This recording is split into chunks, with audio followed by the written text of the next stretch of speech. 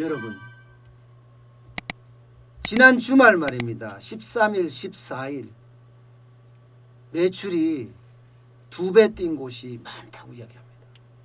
사실 지난주 월요일부터 신용카드에 재난지원금을 쏴주기 시작을 했잖아요. 금요일까지 말입니다. 그리고 나서 이틀 지나고 나서부터는 재난지원금을 쓸 수 있었거든요. 저 같은 경우는 태어난 연도가 6자니까 월요일날 받았습니다. 월요일날. 그래서 화요일날 지나고 수요일날 되니까 재난지원금이 들어오더라고요. 그때부터 저도 아니 다른 걸 쓸 수도 없어요. 신용카드를 쓰면 재난지원금부터 먼저 빠져나가니까. 예.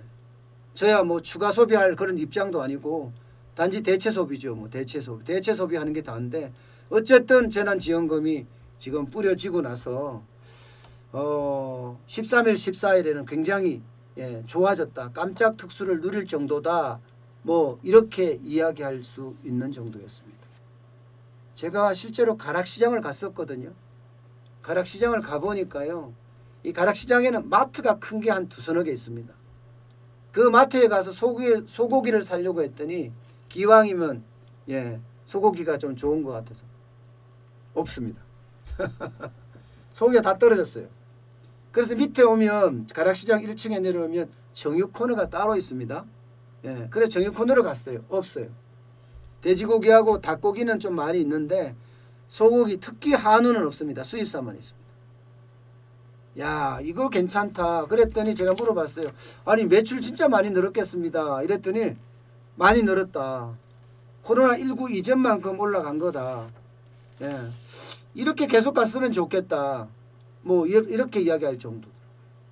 그만큼 좋아졌다고 이야기를 할 수가 있는 거죠. 좋아졌다. 매출이 2배 올랐다니까 얼마나 좋아진 거겠습니까? 실제 가락시장만 그런 게 아니었어요. 보세요. 이게 주말 거리입니다. 주말 거리. 사람들이 날씨도 좋고 하니까 엄청 인파가 나왔죠. 코로나 머리가 실제 반짝 특수를 가져오기도 합니다. 사람들이 밖으로 많이 나오니까 어떻게 되겠어요?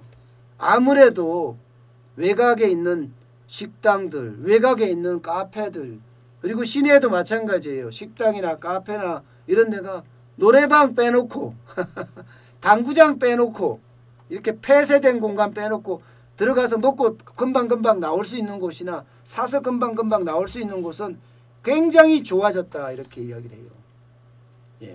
굉장히 좋아졌다. 그러니까 재난지원금이 톡톡한 역할을 하고 있다 이렇게 봐야 되는 거죠. 아니 뭐 그건 당연한 것 같아요. 여러분들 생각해 보세요. 공돈이 100만 원 들어왔습니다. 그러면 어딘가에 쓰려고 안 하겠습니까? 그러니까 나가자. 일단 나가서 한번 써보자. 그렇지 않고는 뭐 어떻게 하겠어요? 집에서 시켜보자. 뭐 이렇게 하는 거 아니겠습니까? 그러니까 매출이 쭉쭉쭉쭉 올라갔던 것도 사실입니다. 보세요.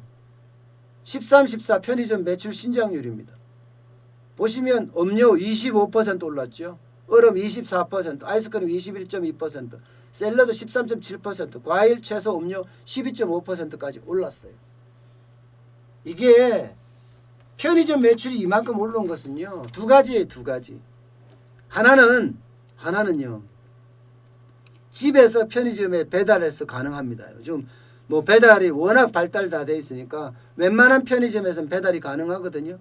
배달해서 먹는 사람, 직콕에 있는 사람들이 배달해서 먹어서 그렇고요. 2번째는요. 이게 트인 데 나가게 돼요. 예를 들어서 한강, 둔치 같은 데 말입니다. 한강공원 같은 데는 사람들이 넘쳐났다니까요. 그러니까 편의점 매출이 쭉쭉쭉쭉쭉 올라갔습니다. 편의점 매출이. 게다가 외곽 제가 말씀드렸죠. 서울 외곽 쪽도 마찬가지로 쭉쭉쭉쭉 올라갈 수밖에 없었어요. 그러니까 식당 매출이나 편의점 매출이나 이런 데가 2배 올랐다는 말이 맞을 정도죠. 그런데 이게 서울의 상황만 그런 건 아닙니다. 대전도 똑같고요.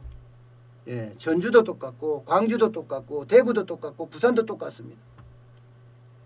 다 이처럼 카페라든가 식당이라든가 이런 데 매출이 많이 올랐고요. 특히 이제 외곽에 있는 쪽이 또 많이 올랐고요. 또 하나는 야외에서 매출이 많이 올랐다. 이렇게 이야기할 정도입니다. 뭐 서울 가락시장이라는 데가 얼마나 큰 데예요. 거기에 대형마트에 소고기가 떨어졌다는 것은요. 매출이 진짜 많이 올랐다. 편의점에서 이렇게 매출이 막 25%씩 올라갔다는 것도 야외 활동이 많아졌다. 이렇게 평가할 수 있는 거죠. 문제는요. 이게 계속돼야 되잖아요. 계속. 예수라는 건 이게 가다가 말면 사람이 더 지쳐버립니다. 예. 재난지원금이라는 게 8월 31일까지 거의 뭐 15조 규모를 써라 뭐 이렇게 이야기를 하고 있죠. 15조 규모 중에서 뭐 얼마만큼 기부를 하는지 모르겠지만 이제 관제 기부도 좀 조용해진 것 같아요. 그렇죠, 여러분? 어쨌든 뭐 기부를 해야 되겠죠. 기부를 하고 그러면 저는 기부할 생각 없습니다. 예, 저는 생활도 빠듯하기 때문에 지금 기부하기에는 너무 여유가 없습니다. 어쨌든 뭐 기부하는 사람들도 있겠죠. 어쨌든 간에 이 12조 중에 얼마나 지금 소비에 쓰여지는지 8월 31일까지 저는 그게 궁금할 뿐입니다. 저는 늘 말씀드렸다시피 이거 제한적이다.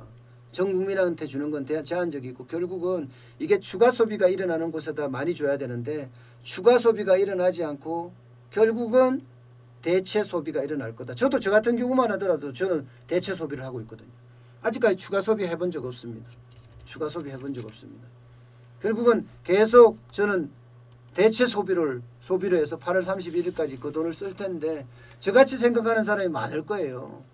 저같이 생각하는 사람이 많으면 많을수록 소비는 저는 제한적으로 늘어날 수밖에 없다. 그렇게 생각을 하는 겁니다. 예. 저는 이렇게 돈을 뿌려서 소비 진작을 하려고 하는데 뿌리는 거에 대해서 뭐 뿌린다 이런 표현까지는 좀 그렇지만 저는 어쨌든 찬성이라고 말씀을 드렸어요. 그렇지만 추가 소비가 일어나는데 돈을 뿌려야 돼요. 대체 소비가 일어나는 돈을 뿌리면 재정만 고갈될 뿐입니다. 안 그래도 재정이 위험하단 말이 계속 나오고 있고 내일 모레 문재인 대통령이 국가재정회의를 한다고 하니까 그때 한번 들어봐야지 알 거예요. 그때 그림자 부채가 얼마나 반영이 돼서 앞으로 재정 운영을 어떻게 할지 뭐 저는 안 봐도 비디오인데 결국은 또 파퓰리즘적인 인기 영합주의적인 정책을 저는 펼 거라고 보는데 안 그랬으면 좋겠습니다. 나라 경제가 반석 위에 설 수 있게끔 아주 냉철한 판단이 지금 필요할 때가 아닐까 싶습니다.